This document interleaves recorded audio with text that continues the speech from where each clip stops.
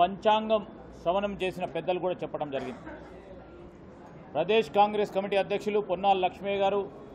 పెద్దలు ఉత్తమ్ కుమార్ రెడ్డి గారు, దామోదర్ రాజనరసింహ గారు, ఈరోజు కాంగ్రెస్ పార్టీకి సంబంధించిన యావత్ కార్యకర్తలు, నాయకులందరూ కూడా ఈ తెలంగాణ ప్రజలందరి గురించి